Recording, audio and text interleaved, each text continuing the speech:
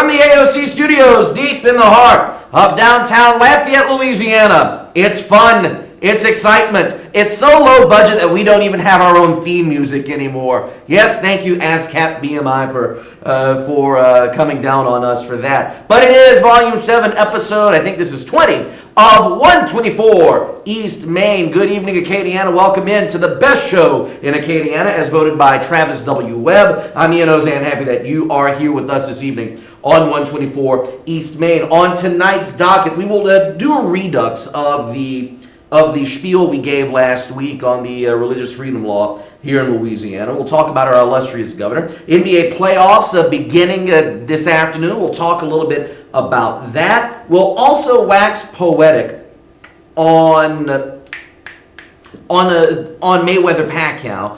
Apparently, that is not the only major fight going on. This week has just been eye-opening for me anyway, looking at the schedule of fights that's coming up and anything else that may come to mind. The studio lights are working. Now, the interesting thing with AOC and with the studio setup that we have. Now, I'm going to go back to the opening shot that we took here. Now, if you notice, back here in the distance, you can see that we're in the middle of a door frame, and that's because we are actually not doing the show in the studio. We are actually doing the show from the director's booth, and there's not much lighting in here. As a matter of fact, one of the lights that is up here that normally would be shining down and giving us a little bit of extra oomph is burnt.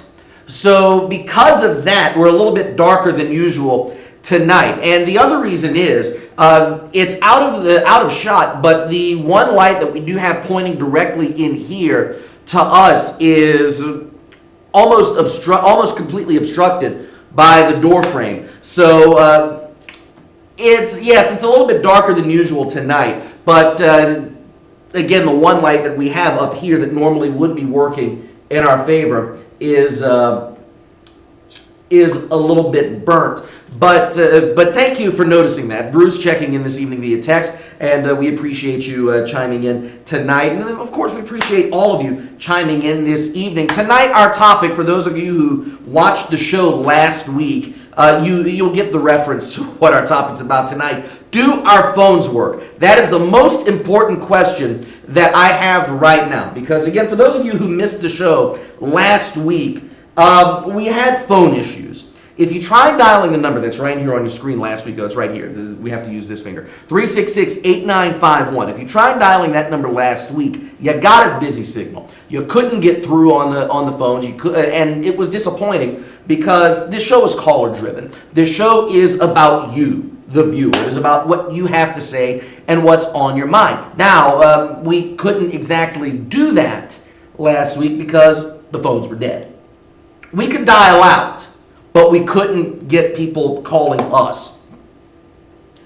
I don't know if our crack staff here at AOC has gotten the issue fixed. I would imagine they did, because just before, you may have seen the wonderful program here on AOC, Champions of Truth, and if I'm not mistaken, they did receive phone calls on their program. I believe Mark Allen Pope received calls on the Talkmeisters the other day. So I would hope that the phone lines work, but then again, I know Mark uses the other room.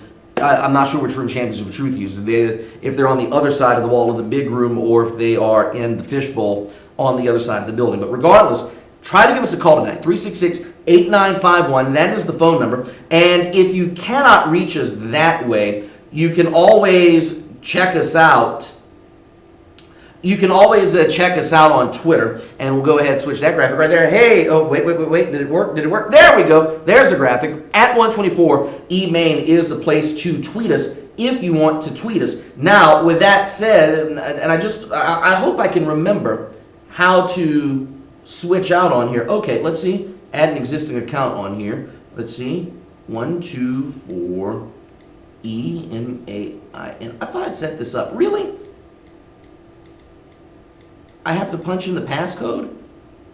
Yep, there we go. So we can switch back and forth between 124 E-Main, and we can switch back and forth between the personal accounts. So for those of you who do want to check in this evening, and for those of you who do want to check in, you can do so either with either profile, either the original either with my personal profile or at 124 East Main, depending on which one you have. We'll go from there. Some housekeeping notes to take care of. We're going to be off, and I said we'd be here for the remainder of April. There were two things that I didn't take into account, and that's typically how things work around here. Is whenever we say we're going to do something, something pops up that we didn't realize was going to happen. That's been the story of the entire time we've been here on Saturdays on AOC. Next week is Festival International, which I'm sure many of you know is going to create a bit of a cluster here in downtown Lafayette. Not just with the crowds, but also parking here at the AOC building. So next Saturday, in observance of Festival International, we will not be on the air here at AOC. And for all I know, and I don't know this for certain, but we very well may be broadcasting some of the programming live from Festival. Again, I don't know that for certain. I know we've done that in the past, but I don't know if we'll be doing that this go around. However, regardless, the equipment's not going to be here at AOC. There's not going to be anywhere to park, and quite frankly, nobody's going to be watching next week. Frankly, I don't know if anybody's watching right now. But next week, definitely nobody's going to be watching 124 East Main, so we will be off next week for Festival International. And for those of you who aren't going to be going to Festival, next week, Vladimir Klitschko is fighting in Madison Square Garden on HBO. That would be reason enough for me to miss the show anyway without Festival. 2 weeks from now, on May the 2nd, is the night of the fight we have all been waiting for.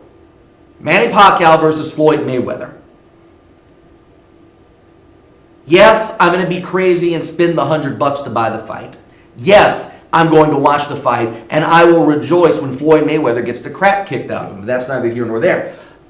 Because of this fight, because of the historic nature of the fight, and because it's the same day as the Kentucky Derby, and because it's the same day as NBA and NHL playoffs, and the third day of the NFL draft, that is a day that will be reserved for couch surfing, as far as I'm concerned. We will not be here the night of Monday the 2nd. So after tonight, we'll be off for 2 weeks. We will reconvene here on May the 9th, by which point we will know the future of 124 East Main. Will we be on the air next season? I don't know.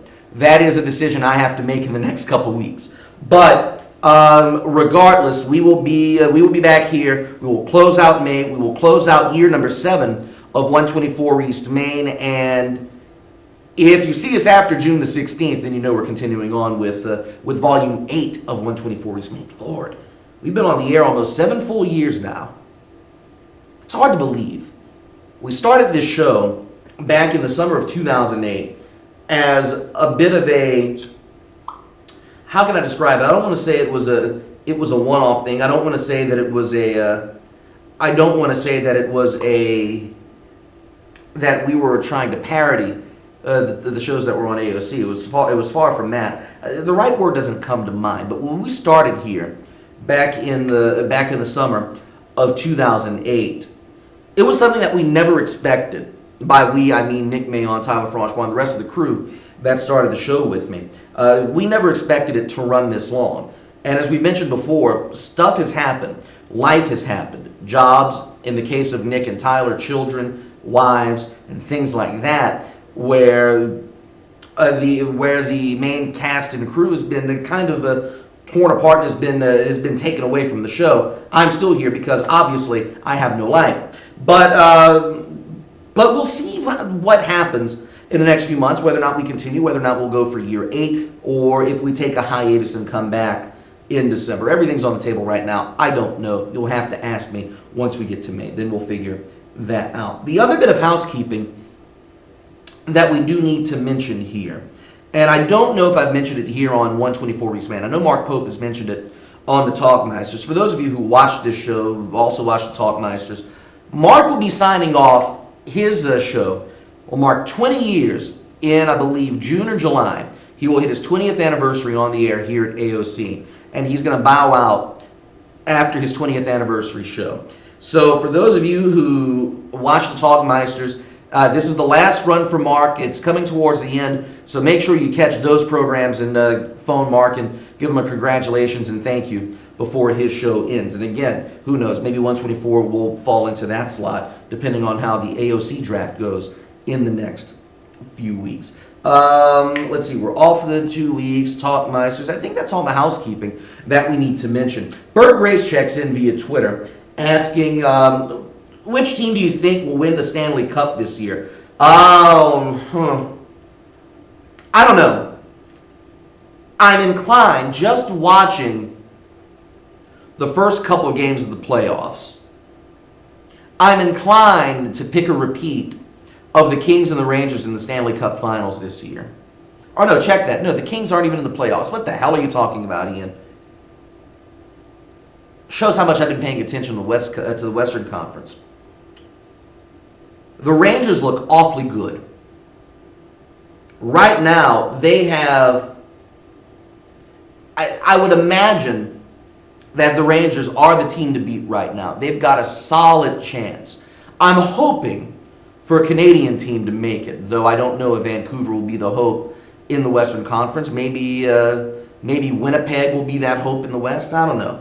We'll have to wait and see. It's still too early. I'm not even in the position right now to even want to make a pick as to who will win the Stanley Cup. But just based on what I've seen thus far, I like the Rangers. I like how they've been playing. It would be nice. It would be really nice if we saw an Original Six final in the Eastern Conference. If we saw Montreal take on New York. Or even better, see the Rangers and the Islanders meet in the Eastern Conference Finals, considering the fact that this is the last hurrah for the Islanders in Nassau Coliseum. I wouldn't mind seeing the Islanders make a run to the Stanley Cup Finals. After all, this is a team that's been much of a line and really hasn't had much of anything go their way since the early 1990s. So, Bert, to answer your question, I don't know. If I had to bet now, I would put my money on the New York Islanders, but I can't say for certain that I can pick a Stanley Cup champion as of right now. 366-8951 is the phone number. Give us a call. Let us know if the phone lines work. Now, again, for those of you who are dialing, and the phone is back here tonight, so I can't tell if anybody is dialing on the other line. When you dial the number 366-8951, when you dial this number right here, make sure you do not hit 1. Just let it cycle through, and it will take you to me. If you hit 1, it goes to that other phone back there. I cannot see it. I cannot answer it. Let's go ahead and get to the topics on the agenda this evening. Oh, the other thing we forgot. If you're watching us, or if you're on Facebook and you know how to find me, you can go ahead and shoot messages there. Let's see. There was, yes. We'll go ahead and start with the New Orleans Pelicans. What can I say about them? The Pelicans looked like they were inexperienced today. For those of you who missed it, the Pelicans wound up losing by 7, 106-99, your final score in Game 1 of the Western Conference quarterfinals between the Golden State Warriors, your 1 seed, and the number 8 seed, New Orleans Pelicans. Now, the Pelicans, they looked like fledglings to start the game. The Pelicans really looked like the team that we kind of thought they would be playing, the Golden State Warriors, and they looked like they had no experience in the playoffs. Now, in the fourth quarter, they finally came alive. Anthony Davis, if I remember right, had 23 points in the final frame. The defense started stepping up. Turnovers were held to a minimum. And the Pelicans outplayed the Warriors for those final 12 minutes of the game. But the first quarter, the Pelicans just absolutely looked out of their element. The Golden State Warriors took them to school. Steph Curry had a fantastic game today, as we expected he would. Mr. Sharpshooter played his game, and he ate up the New Orleans Pelicans defense. Speaking of which, the New Orleans Pelicans defense, where the hell were you? Did you miss the plane ride from New Orleans on Wednesday and land in Oakland midway through the game today?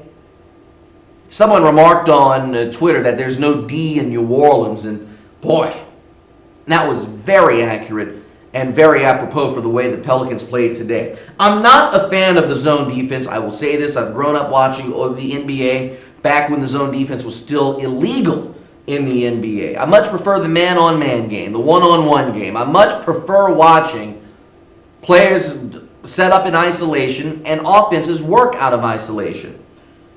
the zone defense rather, has been legal now in the NBA, going on 15 years now, if I remember right. And while yes, it's now part of the game, it's now entrenched in the game, and there's no going back on it. When you play the zone defense as sloppily as New Orleans Pelicans did today, it just looks absolutely horrendous. The Pelicans, I'm trying to think of how to describe their zone defense. It was porous. It was holier than the Pope. We'll be playing here all week, folks. The Pelican zone defense did not work. I don't know if it was a breakdown in the system. I don't know if it was a breakdown in the players. Anthony Davis looked foolish. He missed his spot a couple of times in the first half when Steph Curry drove the lane and got points in the paint, which is where Golden State killed it today. They picked up nearly 60 points in the paint today. I forget what the exact figure was. But after the effort that the Pelicans gave in the first few quarters, it makes me wonder, was it really worth the Pelicans winning that game and getting into the playoffs? Would the Pelicans have been better off losing to the Spurs on Tuesday and then picking up a lottery pick? Would it have been better off for the Pelicans just to call it a year and say, you know what, it's been fun, let's give Oklahoma City the opportunity, because they probably can handle Golden State better than we can. I'm sure Micah Hadfield would have enjoyed that.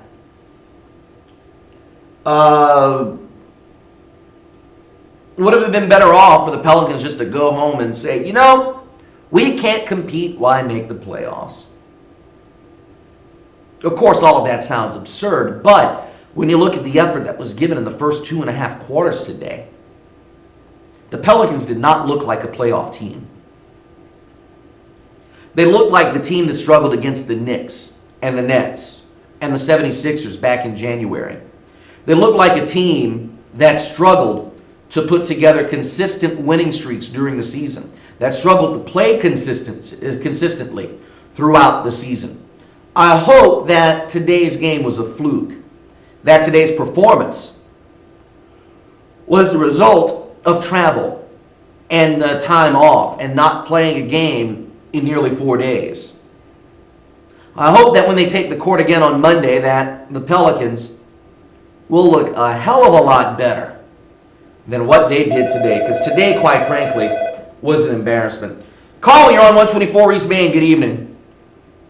Yeah, I was just holding, and then they said they didn't receive a valid response. No, if it says that you didn't receive a valid response, that's good news, because that means it's actually patching through. This phone system is so screwy that I've stopped trying to figure it out a long time ago.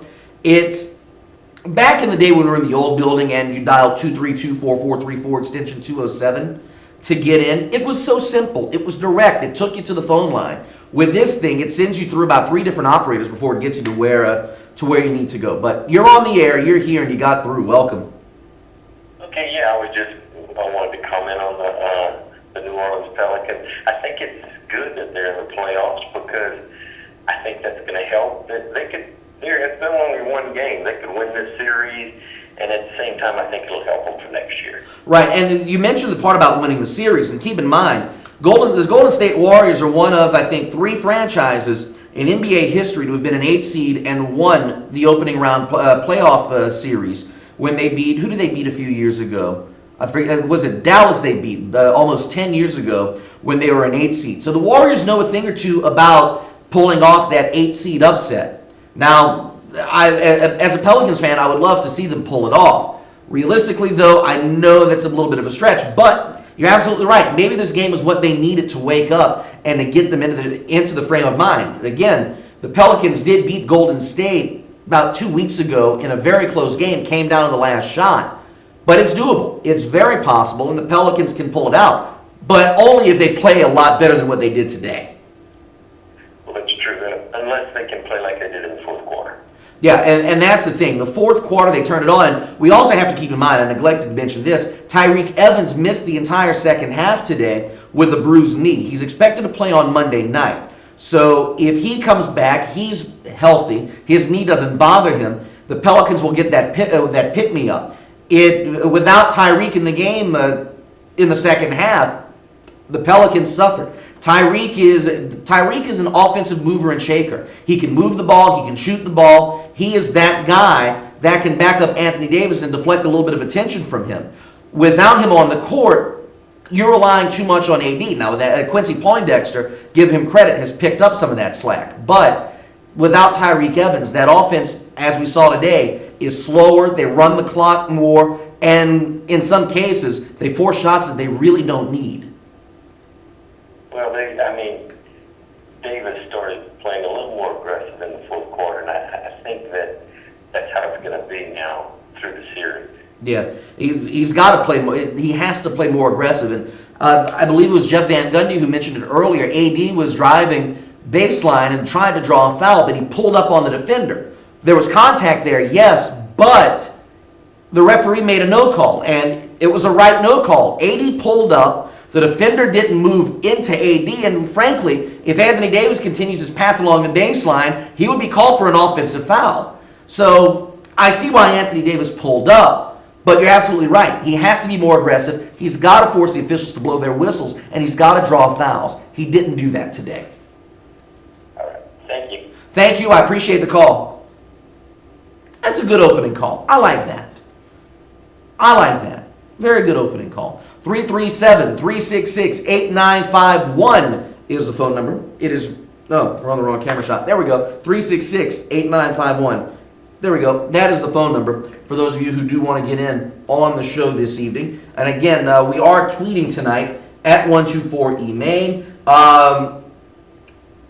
And if you, let's go back to the Twitter page right now. And if you know our personal Twitter, you can go ahead and get in touch with us that way as well. We should also mention, I said that I would put the pictures on the air, but we were fighting with cameras, we were fighting equipment earlier. The one thing that you may notice, and typically we are able to, you're able to see the desk that we have down here. Tonight you can't, but normally our microphone is here. Tonight we're working with a huge boom microphone, which is up here. No lavaliers, no desk microphone. We actually have something that looks somewhat professional, so we don't have any extra clutter on the desk. So our meta monitor and the owl can take full attention. But at any rate, hold on. We're getting there. There we go. That's what we need to do. But going back to Twitter and mentioning Twitter, I said I would mention on the show, and I said I would put the pictures on the air, but because we were working with the cameras and the boom microphone and everything else, we didn't get a chance to put the pictures in. But I will not mention Claire Langlois by name, but apparently this person had a disastrous incident with a cupcake holder, I should say, a cupcake pan. Apparently, our friend saw something on Pinterest where you use the downside of the cupcake pan as a platform to put cookie dough, and the cookie dough will rise, and you make cookies on the flip side of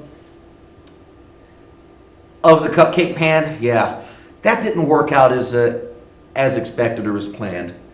So to you out there, and you know who you are, and again, I will not mention you by name, Claire, but better luck next time. Hopefully hopefully some wine and oven cleaner will get you through the remainder of the night, and hopefully that your next Pinterest experiment will go a little bit better than what it did this evening. Again, out of the goodness of my heart, I am not putting the pictures on air tonight, but that may change down the road. We'll have to wait and see how that goes in the future. 366-8951 is the phone number for those of you who do want to get in on the show tonight. Let's see.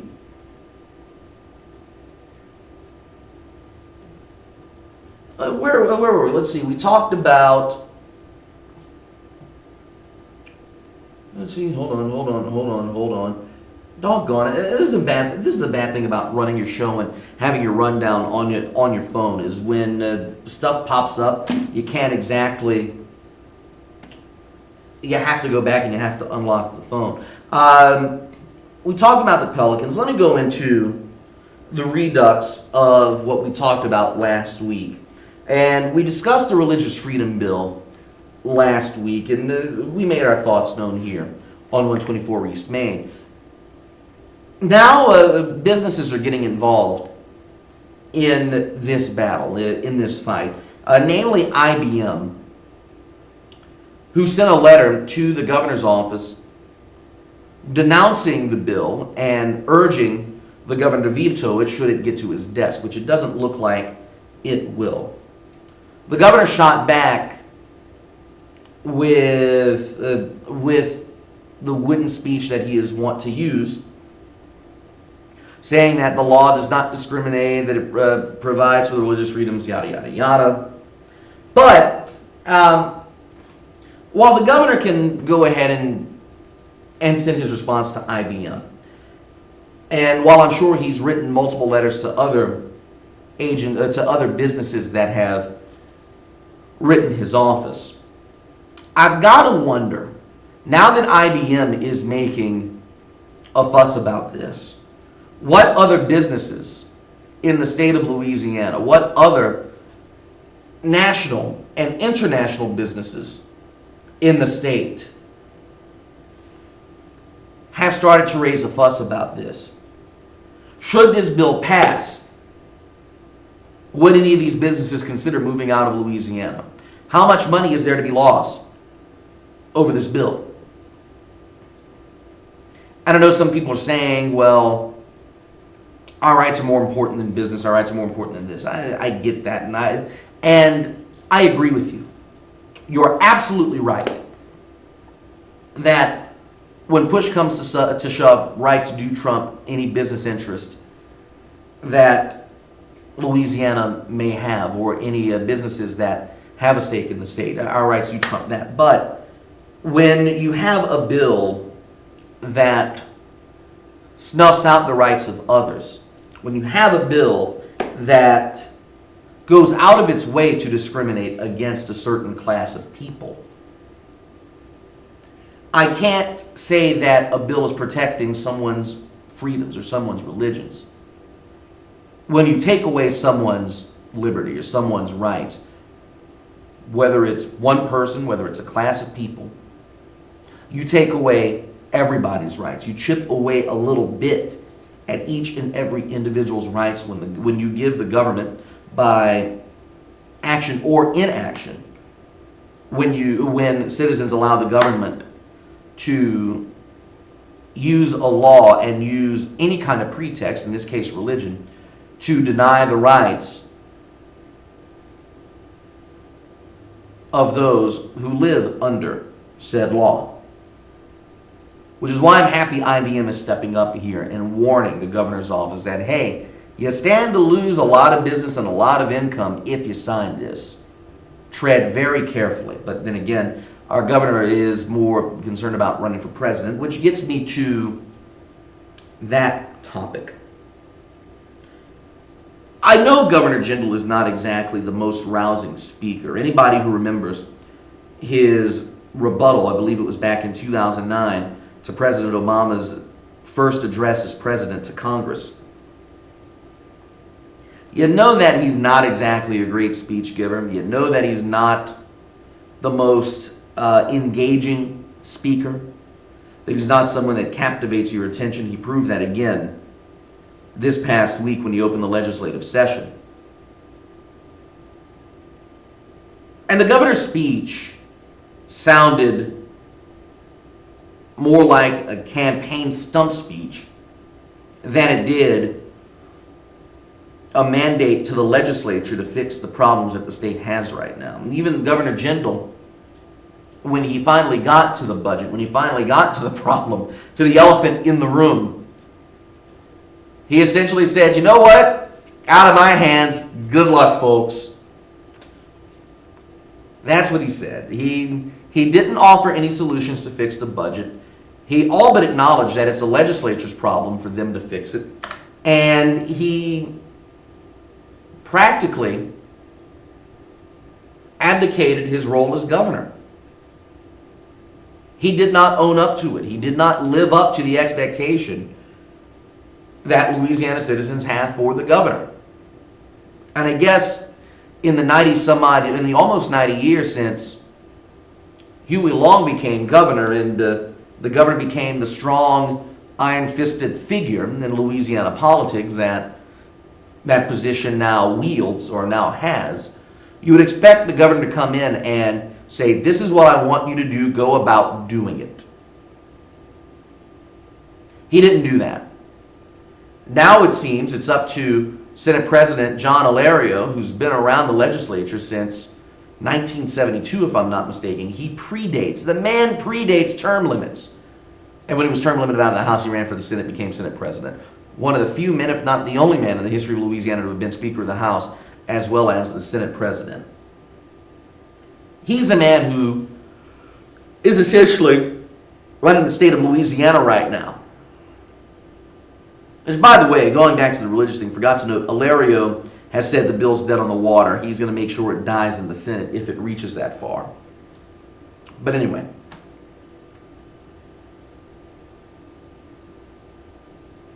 It's a disappointment, and I shouldn't say it's a disappointment. We kind of knew it was going to happen.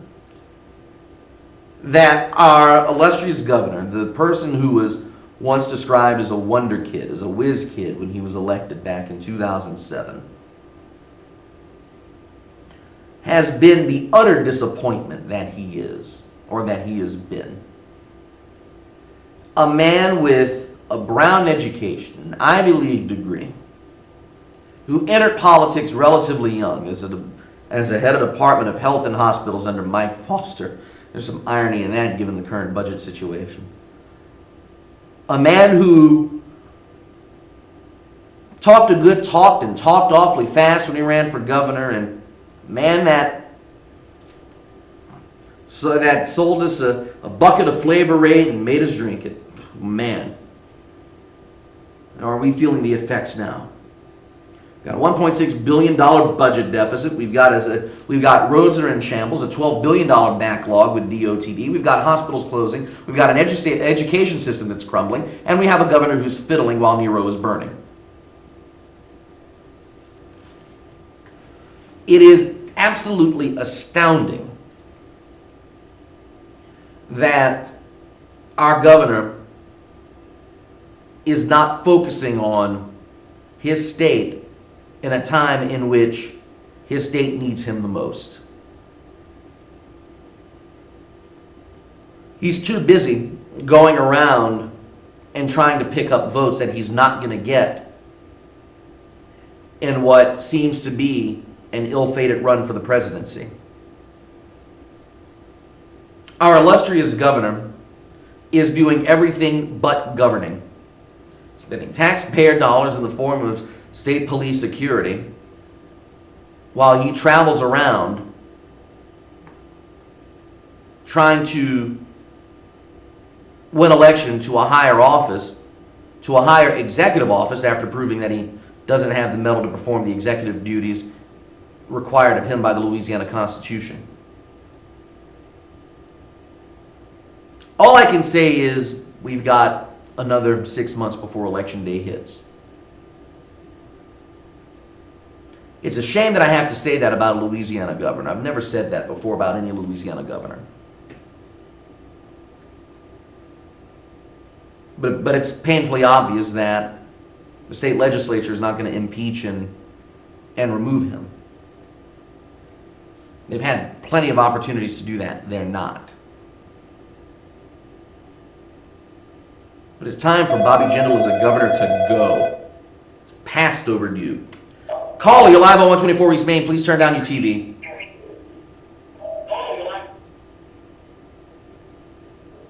Hello, it is you.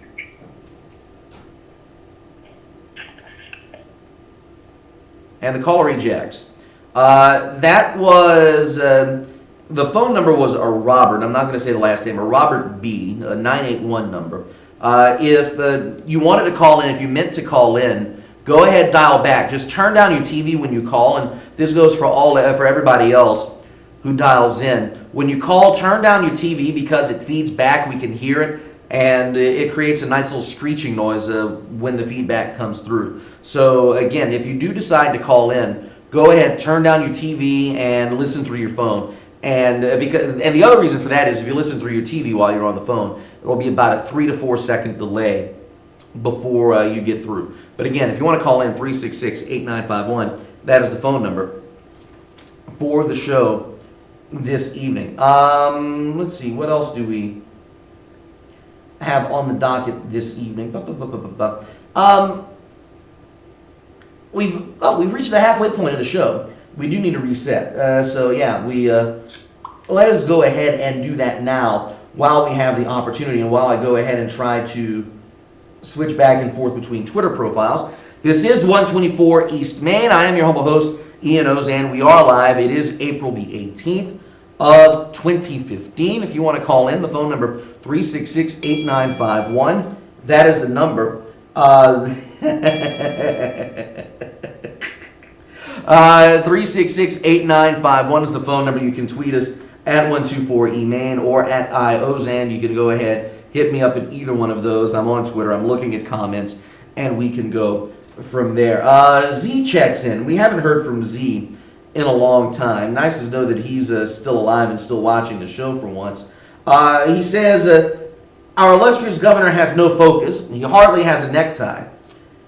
And he wants to talk about Republic waste, not about our illustrious governor. If you want to talk Republic waste, you can. Call in. Phone number's right here, 366-8951. If you want to complain about Republic waste, I'm sure we can get some kind of resolution. I know there are people who watch us who deal with Republic waste. Call in. Get it off your chest. It's good for you. You can go ahead and say what you need to say, but you got to call in. 366-8951 is the phone number. I feel like Mike Barra back in the day with the old MDA telethons. 233-0600. All I need is a pencil just to tap the phone, and we could do an MDA telethon here if we really wanted to. 366-8951. That is the phone number for those of you who are out at home and who are watching the show this evening. Z said he wants to talk about Republic waste. We'll see if he calls in, and we'll see if he decides to take up the issue with us here on the air. Again, for those of you who are just joining us, this is 124 East Main. We've got about 18 minutes left in the show. We've talked about Governor Jindal. We've talked about the Religious Freedom Bill a little bit. We've talked about the Pelicans. We've talked boxing. All of those topics are on the board. Z, Republic waste, not much. I know Republic waste is grinding your gears, so go ahead. Yeah, I'd like to take Jindal and put him in my can and let them pick him up too. Nah. No, I was reading on KATC's website, I think I told you that earlier, Yep. how there were complaints about them performing their duties, the services that they're supposed to be providing, especially on the south side of Lafayette towards Youngsville. Right. And just last week, well, this past week they passed on time, but last week they were 3 days late. They're supposed to pick up regularly on Friday, and I don't think they showed up until either Monday morning, Monday sometime during the day, or Tuesday. However, they were at least 3 days late. Mm-hmm. By that time, by the time everybody pulled their cans in, and I almost forgot myself that Friday was pickup day, because it's like, okay, they pick up on Monday, you have Tuesday, Wednesday, Thursday night, you put your can out. I think everybody forgot to put their cans out this past week because of the fact that they took so long to pick up from the week before. Because even when I went out Friday morning to get my can, there were like only, I don't think I saw half a dozen cans on the street. And, you know, we're talking at least, we're talking quite a few homes, you know. Right. And supposedly there was some, they tried to say that the situation involved trucks that needed repairing or whatever the case may be. One of the questions I have is, and it's anybody who works for them, part of that company is out there, they don't allow, if the workload is too much for them, why they don't allow their consumers who don't need a once-a-week pickup, like for myself, because I only need I guess every 2 weeks, a 2-week pickup would serve me fine. Why don't they offer an option for those people who don't need a weekly pickup, and maybe that would alleviate some of their problems? Now, the first thing they're going to say is, well, how are we going to know who's supposed to be on that schedule? It's very easy. All you have to do is either code cans or color code them or use some type of label where they'll know who's a weekly pickup and who's not a weekly pickup. I mean, that's just one of the options, because what they're doing is they're charging people money for a service that they're not providing, or they're not providing on time.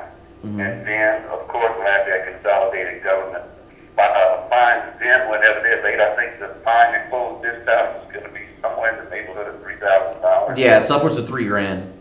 Yeah, well, that doesn't do anything for the consumers.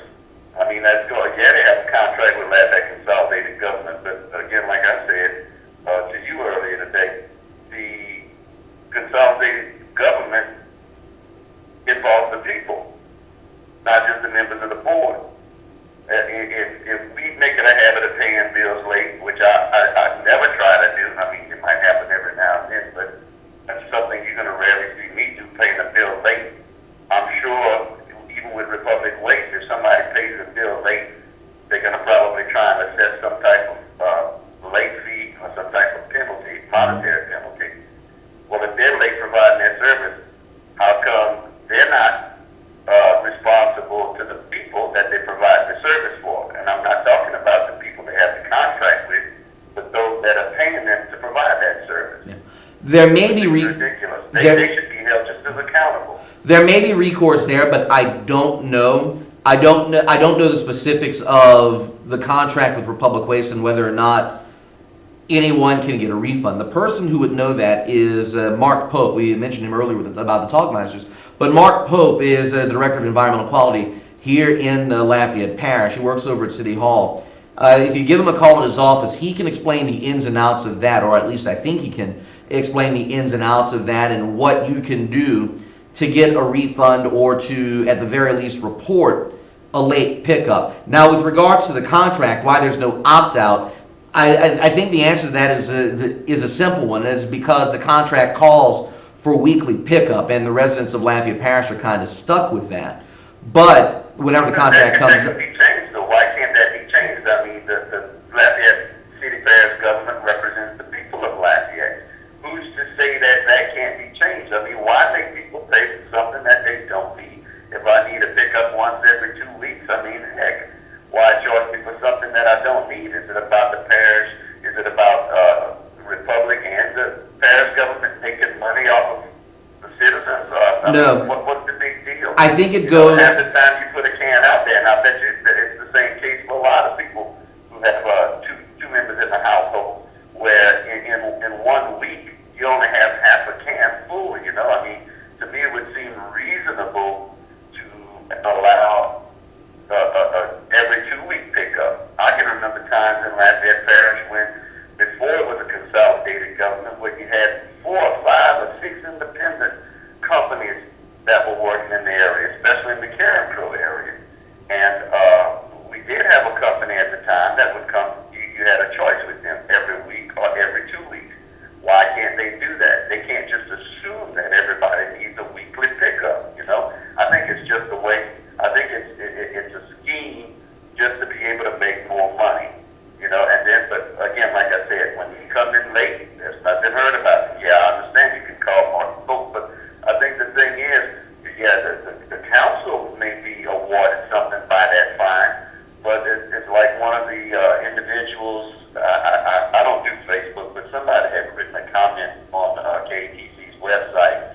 You know, what about us? Where's our refund for not picking up our trash? I don't know what area that was in, but their garbage wasn't picked up. And what's it going to take? I mean, a class action suit against Republic to be able to give what's owed the people and again, to provide that service? The reason I say call Mark is to get a refund, if there is a way to get one, he would know the process of going about about getting that refund. I don't know if it has to be initiated through his office, if it has to be initiated through Republic, but if there is a way, and again, I don't know if there is a way to get a refund.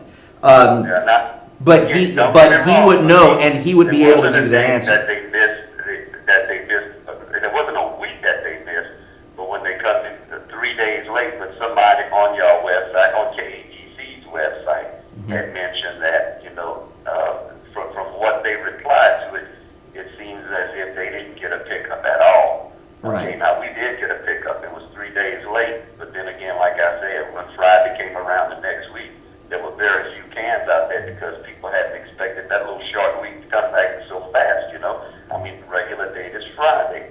And when they're picking up on Monday, on Monday or Tuesday, whichever day it was, I think a lot of people had not expected, or they didn't contemplate them coming that day because they didn't even think about it because it was so soon afterwards, put it that way. Okay, it wasn't in the mindset because you get into a routine and you normally do things the way they should be done. But when that routine is broken and the Republic picks up on a Monday, a lot of folks by that Friday, that Thursday night, which was just a few days later, they forgot to put their baskets out. And now, it's all because that pattern was broken.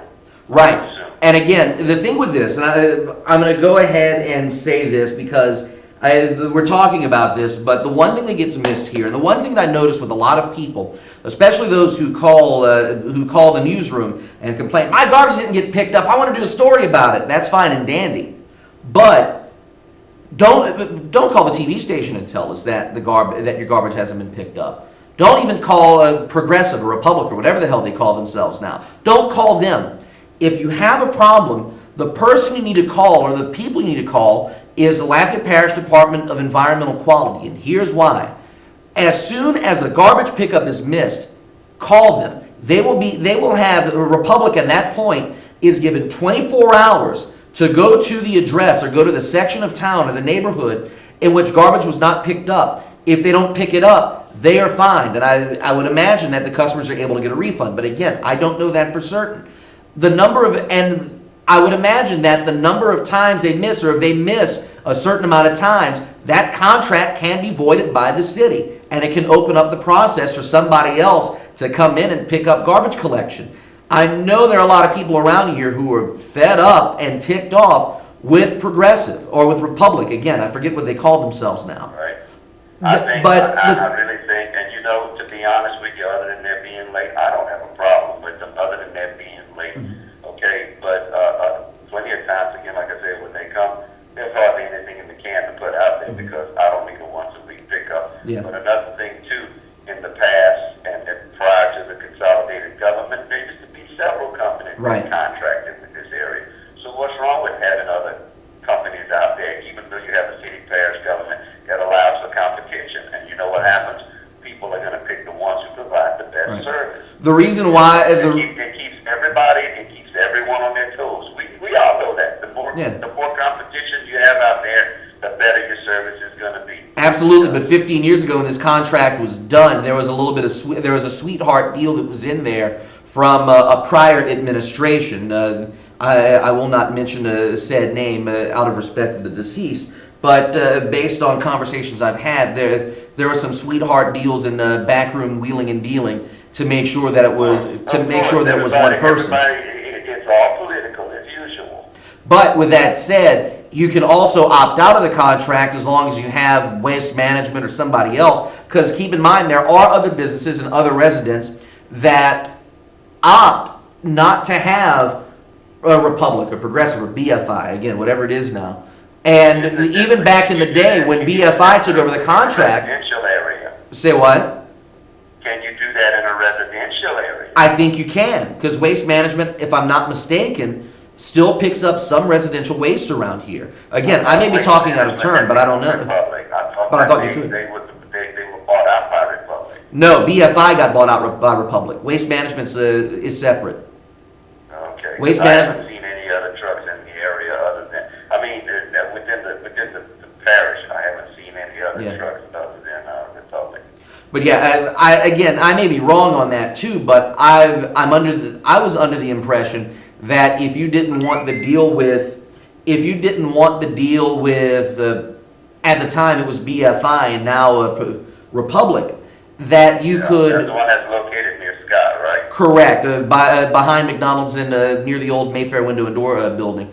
But if you wanted to opt out, you could go with Waste Management. Again, I may be completely wrong on that, and somebody who knows better and knows that answer, if they know, give us a call and let us know.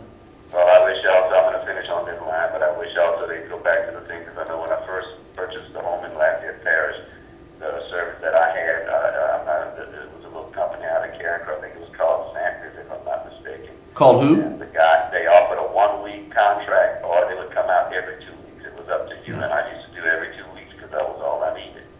And now, it's every weekend. To be honest with you, most of the time that can is nearly empty. Yeah. But I wish they would go back to that again, or at least I wish that somebody with the parish council would consider that, because I think it could. I think that a lot of people would opt for that. And the problem is they can't handle the business they have now. It would certainly alleviate a lot of the problems that they are having. So, and it's as easy. Again, like I said, how do you do it? It's as easy as coding you can. All you have to do is either paint them a different style can or something like that, or even a different color can.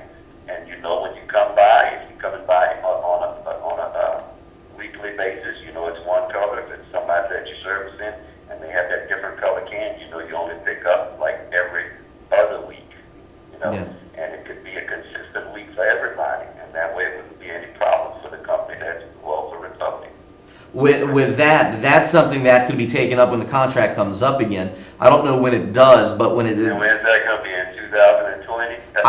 I don't know. It's not that far. It's not that far away. Maybe another year or so. But when the contract comes up, that's something that could be suggested to Lafayette City Parish government when they go through that renegotiation. Speaking of trash, Mark Pope, talked to him earlier today. He will be in here in the next few weeks. We'll talk trash, and we'll sort some of this other stuff out as we go along. Yeah, okay. Well, look, I'm going to let you go because you probably got other callers, and we got boxing on. So Yeah, we've got 3 minutes left of the show. And we're going to talk to you later. Thank you, Z. And tell you he's governor to wear a necktie sometimes. Yeah, we'll do. See you later. All right, bye-bye. Bye. Let's see, we've got 4 minutes left in the show. Speaking of the governor, no, I lost my train. No, I shouldn't say speaking of the governor. I should have said speaking of the state representatives. T. Fred Mills, saw him on TV.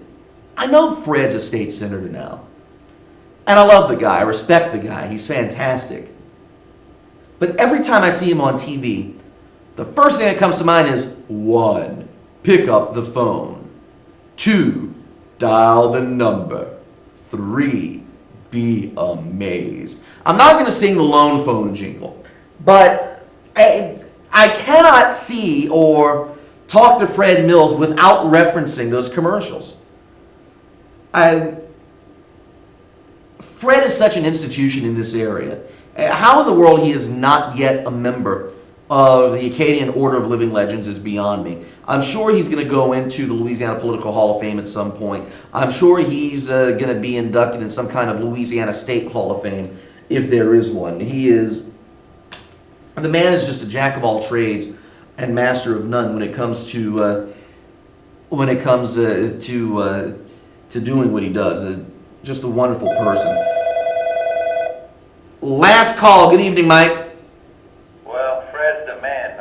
Call him on a long phone. Exactly. I need to get him in the studio after the legislative session. I haven't had him on the show yet. He did Big Dave's eulogy. Yep. I mean, the man, he's just amazing. Yeah, he's wonderful people. You're not going to find anyone more genuine than him. No, he's a good guy. Princeton's got a dodgeball team.